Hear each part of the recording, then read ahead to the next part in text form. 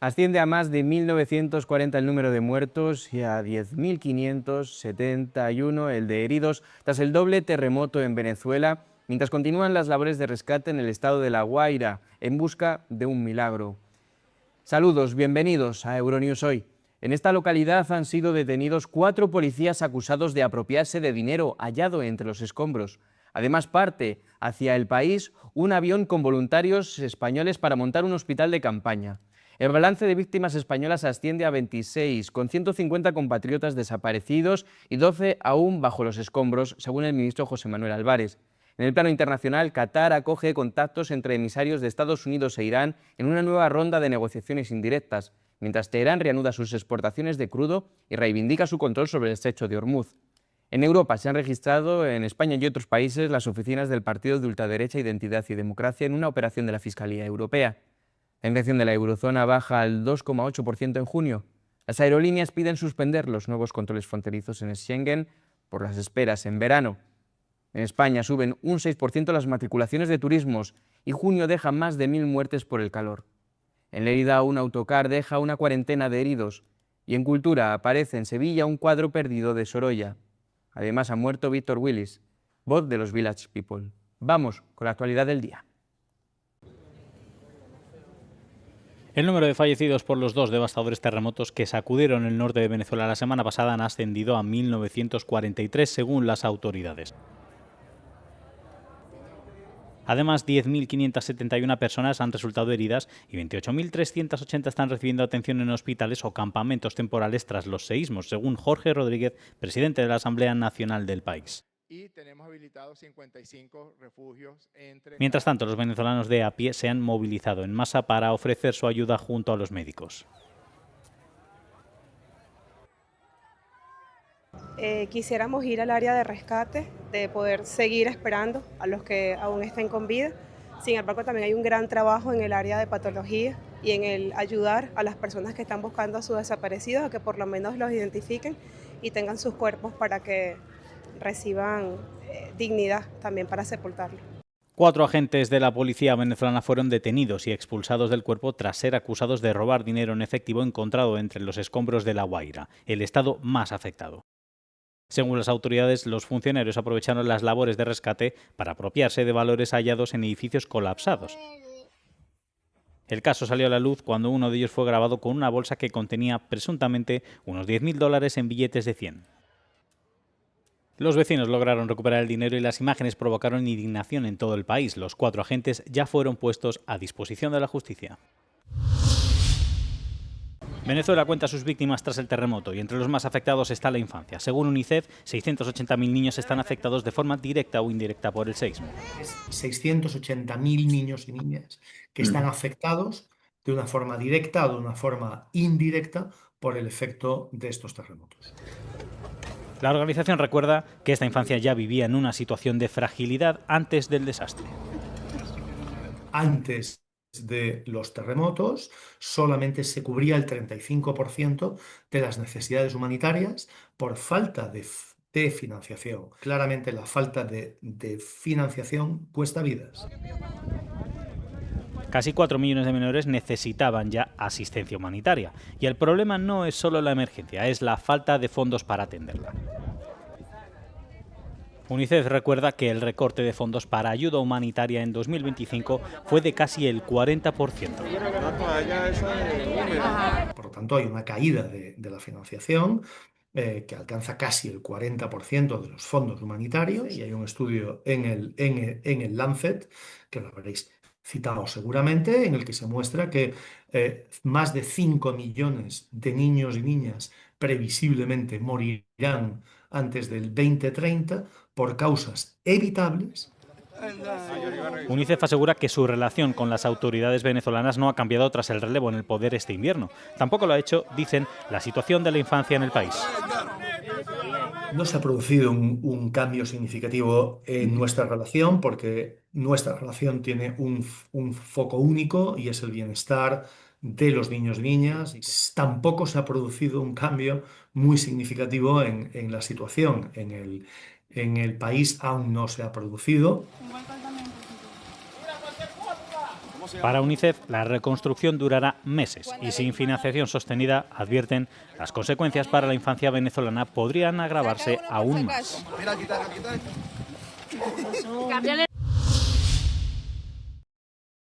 Los enviados estadounidenses Steve Witkoff y Jared Kushner llegaron a Doha para reunirse con los mediadores de las conversaciones entre Estados Unidos e Irán.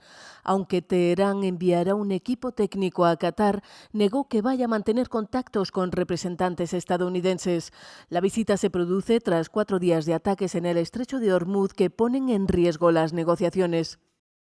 El enviado estadounidense Steve Witkoff y Jared Kushner se encuentran aquí en Doha para reunirse con funcionarios cataríes. Por lo tanto, no están aquí para negociar directamente con los iraníes. Las reuniones técnicas continúan y por el momento los mediadores actúan como intermediarios entre las partes. No se espera la presencia de ningún funcionario iraní de alto nivel por el momento. Qatar señaló que las conversaciones tratarán sobre la navegación por el estrecho de Hormuz, el programa nuclear iraní, la seguridad regional y los activos iraníes congelados. En cuanto a los activos congelados, como confirmé hace un momento, forma parte del acuerdo de 2023 que se negoció bajo la administración Biden entre Estados Unidos e Irán para transferir $6.000 millones de los activos iraníes congelados a Qatar a los bancos correspondientes europeos con el fin de que ese dinero se utilizara para el pago de ayuda humanitaria a Irán. La situación sigue siendo la misma, aún no se ha transferido ningún dinero. Al margen de las conversaciones entre Estados Unidos e Irán, la situación en el estrecho de Hormuz mantiene la presión para negociar, mientras Teherán insiste en que controla esta estratégica vía marítima. A pesar de la incertidumbre sobre cuándo podrían reunirse cara a cara altos funcionarios estadounidenses e iraníes, Qatar afirma que las negociaciones técnicas siguen adelante. Para Doha, mantener vivas esas conversaciones puede ser tan importante como evitar una nueva escalada en el estrecho de Hormuz.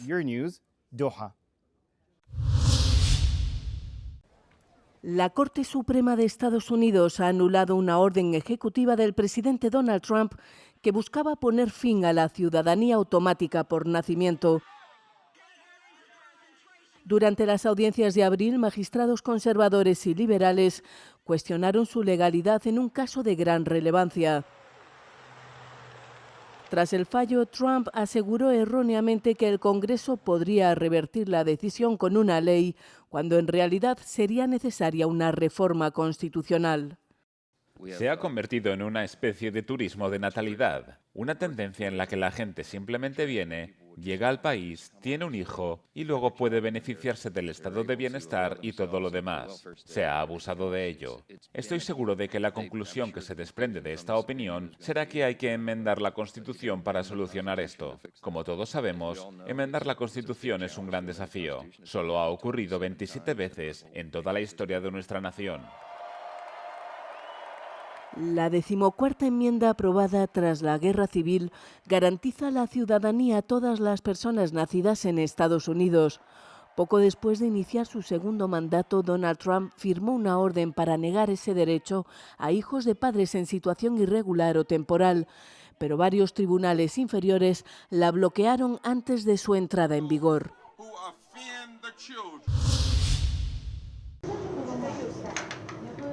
En Varsovia, voluntarios ucranianos fabrican drones y redes de camuflaje para el frente. La creciente demanda de suministros coincide con un mayor cansancio por la guerra que, según la asociación El Valor No Conoce Fronteras, dificulta sumar apoyos. La necesidad de redes de camuflaje antidrones es enorme. Tenemos listas de espera. Aunque también se tejen en Ucrania, las solicitudes se han multiplicado. Cada sábado el grupo fabrica drones de pilotaje con visión remota y redes de camuflaje en Varsovia. Desde febrero de 2023, los voluntarios han creado unos 35.000 metros cuadrados de redes, equivalentes a 5 campos de fútbol.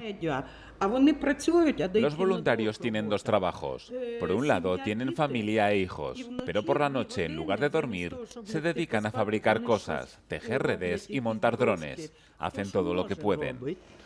Los voluntarios ucranianos aseguran que el proyecto también les aporta apoyo psicológico y social al reforzar el sentido de comunidad y propósito durante el exilio. El proyecto tiene dos objetivos. El objetivo explícito y obvio es ayudar a nuestras Fuerzas Armadas. El segundo objetivo es desarrollar la sociedad civil en Polonia y dar ejemplo de lo que debería suceder en el frente cuando el Estado se ve amenazado.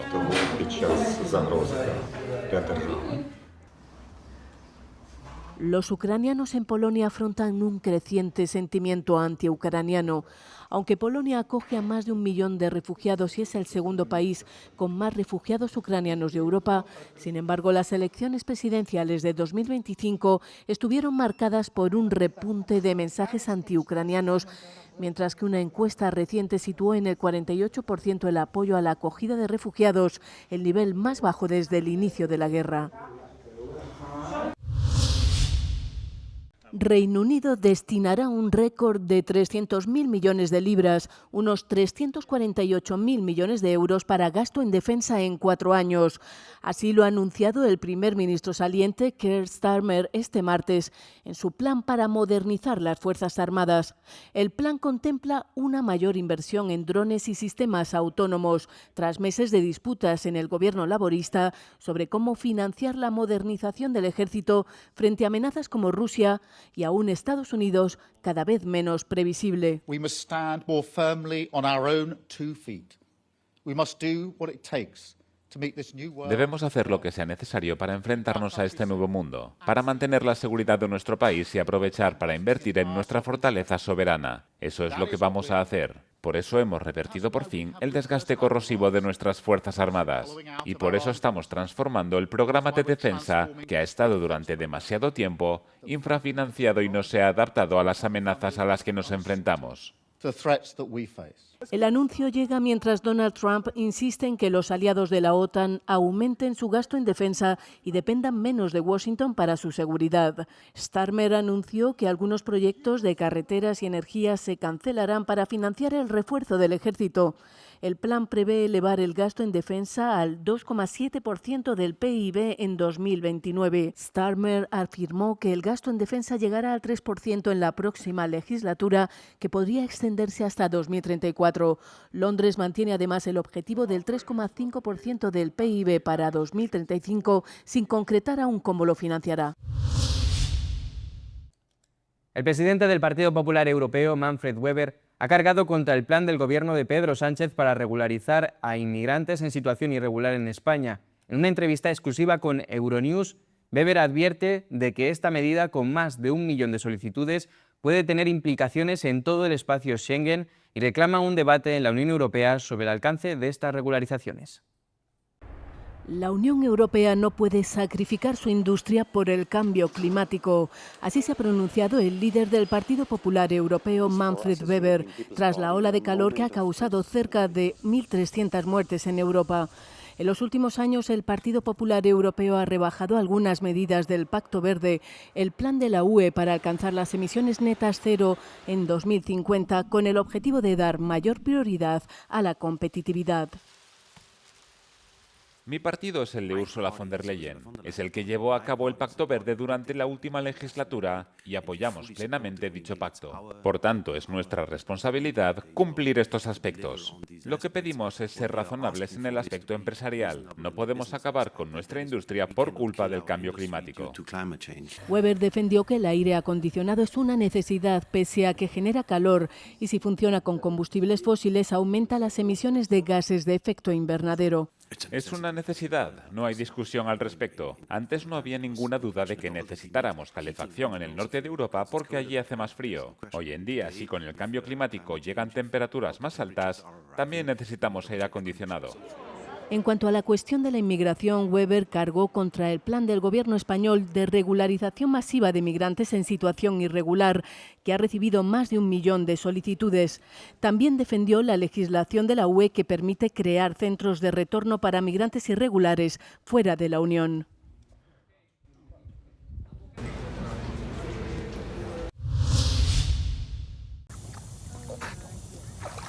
Una peligrosa ola de calor se intensificará y extenderá por la costa este de Estados Unidos esta semana, impulsando temperaturas extremas hasta el fin de semana festivo del 4 de julio.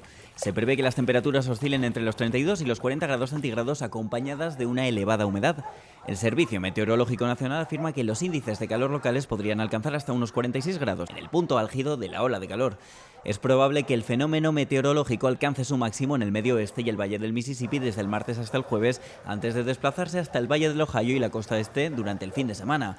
La agencia ha advertido de que habrá poco o ningún respiro nocturno del calor, ya que las temperaturas solo descenderán hasta los 20 grados centígrados por la noche. Esto se produce después de que una ola de calor de principios de verano azotara gran parte de Europa a finales de junio. En algunas zonas de Francia, España y Alemania se superaron los 40 grados la semana pasada, lo que supuso una gran presión para los servicios sanitarios locales ante el aumento de las urgencias relacionadas con el calor. Los activistas climáticos relacionan el aumento de la frecuencia y la intensidad de las olas de calor con las emisiones de carbono y han subrayado que los gobiernos deben tomar más medidas para revertir el daño causado antes de que sea demasiado tarde. La ola de calor en Estados Unidos llega en un momento en el que la élite mundial del fútbol se reúne en este país para participar en la Copa del Mundo de la FIFA de 2026, donde muchos partidos se han disputado y están programados para jugarse en ciudades de la costa este. Hasta el momento, la FIFA no ha anunciado ninguna alteración en su programación habitual.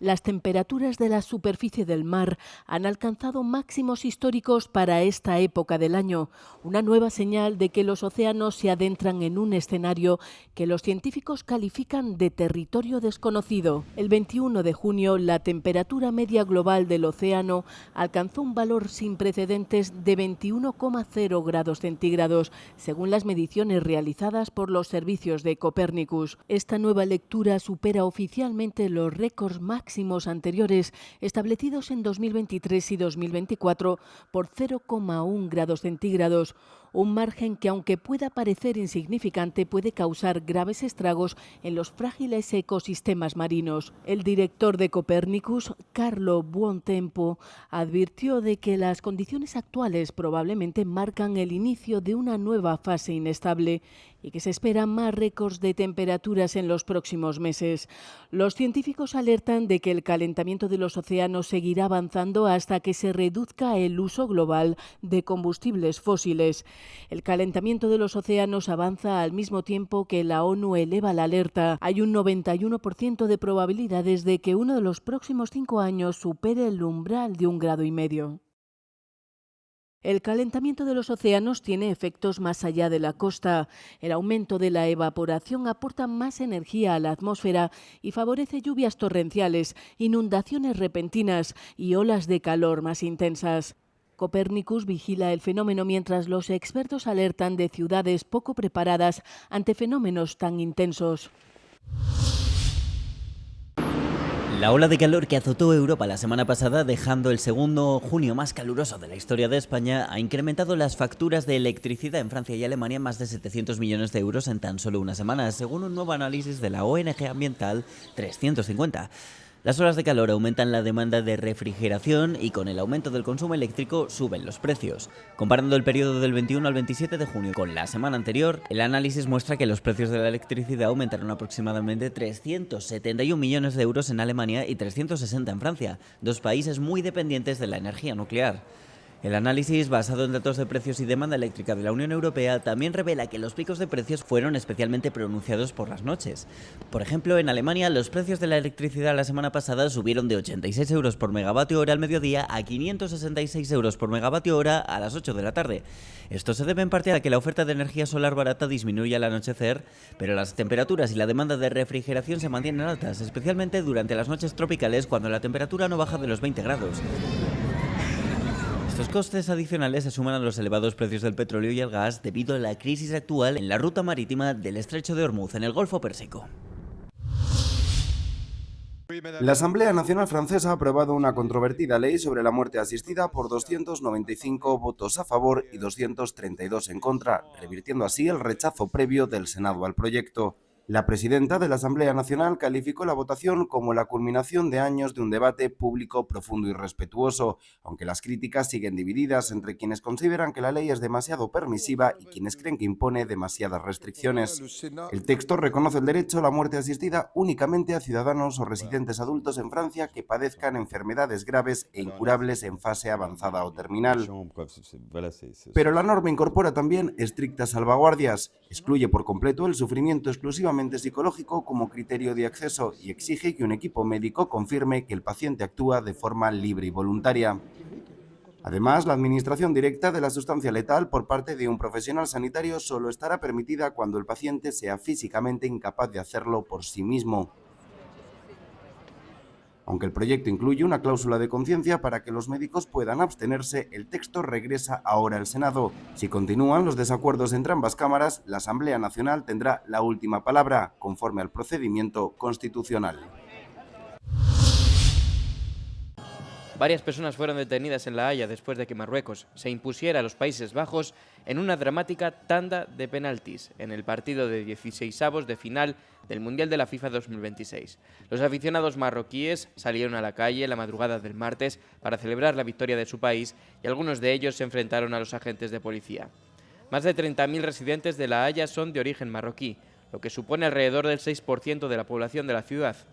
Varios aficionados envueltos en banderas de Marruecos celebraron en las calles, plazas y cruces concurridos, tocando el claxon de sus coches y bailando al son de música a todo volumen, lo que provocó enfrentamientos con otros residentes. Se produjeron alrededor de una docena de detenciones después de que la policía neerlandesa afirmara que no había conseguido dispersar a la multitud utilizando cañones de agua para permitir que se reanudara el tráfico. La policía también señaló, sin dar más detalles, que varios de sus agentes fueron agredidos durante los disturbios.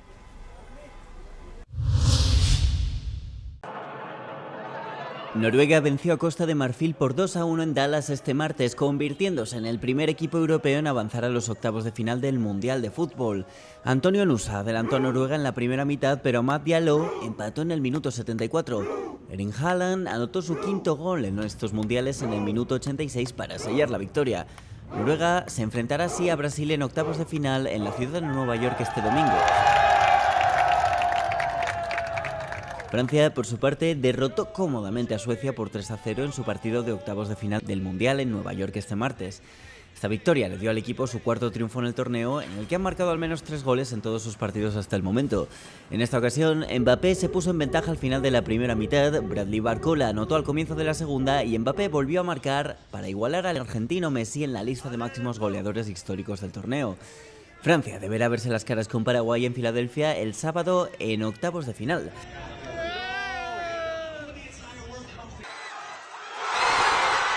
México, coanfitriona del torneo, venció a Ecuador por 2-0 en la capital del estado azteca. El equipo local decidió el partido en el primer tramo con goles de Julián Quiñones y Raúl Jiménez. Tras 4 partidos, la selección mexicana, que mantiene un récord perfecto, se enfrentará al ganador del encuentro entre Inglaterra y la República Democrática del Congo en octavos de final este próximo domingo. ¿Cuáles son las ciudades europeas con mayor calidad de vida del mundo? Copenhague, Lisboa y Viena están consideradas como las ciudades europeas con mejor calidad de vida del mundo. De las 75 ciudades analizadas, 13 ciudades europeas figuran entre los 20 lugares más emocionantes e interesantes del mundo para vivir. Así lo indica la encuesta sobre calidad de vida de Monocle de 2026, que analizó criterios como la seguridad, la conectividad, el comercio minorista y los espacios verdes. Según un informe de las Naciones Unidas, más del 80% de la población mundial vive actualmente en pueblos y ciudades, y se prevé que esta cifra siga aumentando. Copenhague es la primera ciudad europea de la lista gracias a su cultura ciclista urbana, una oferta gastronómica en auge y numerosas opciones comerciales en el centro de la ciudad, según Monocle. La capital de Dinamarca se sitúa sistemáticamente entre los primeros puestos, ya ocupó el primer lugar a nivel mundial en 2021 y 2022. En la clasificación de este año, Lisboa le sigue como la segunda ciudad europea más habitable. El informe destaca sus numerosas horas al sol, su vibrante oferta gastronómica y su impresionante arquitectura, así como su comercio minorista independiente y su seguridad. Viena ocupa el cuarto puesto general y el tercero entre las ciudades europeas. La capital austríaca es elogiada por ser escenario de eventos internacionales, así como por sus viñedos y sus piscinas municipales. Sin embargo, la ciudad ha experimentado un descenso en la clasificación desde que ocupó el primer puesto en 2023.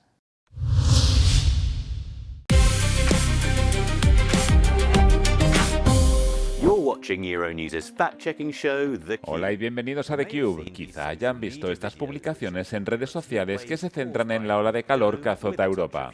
El uso del aire acondicionado en Europa es relativamente bajo en comparación con otros lugares como Norteamérica y Asia. Solo alrededor del 20% de los hogares de toda Europa dispone de aire acondicionado.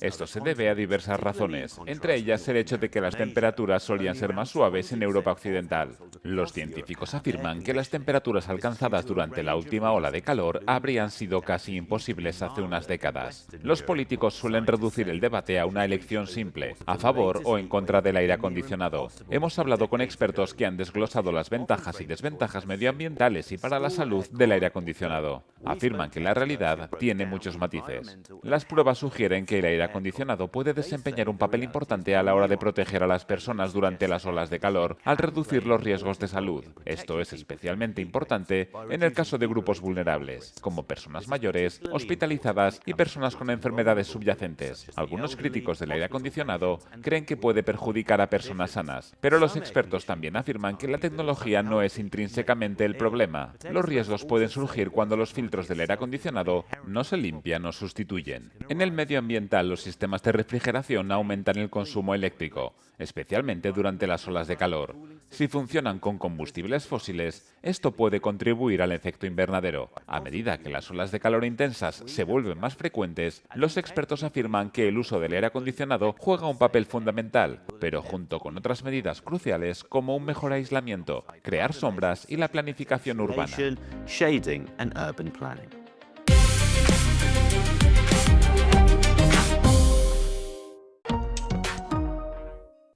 Hasta aquí el informativo de este miércoles. Gracias por seguirnos y por todos los me gusta que nos dejan. Ya saben que ayudan a que la información llegue a más personas. Se quedan con el tiempo y el no comen del día, en el que verán imágenes de una nueva erupción en el Etna, en Sicilia. Buenos días, buenas tardes, buenas noches. Euronews, el tiempo.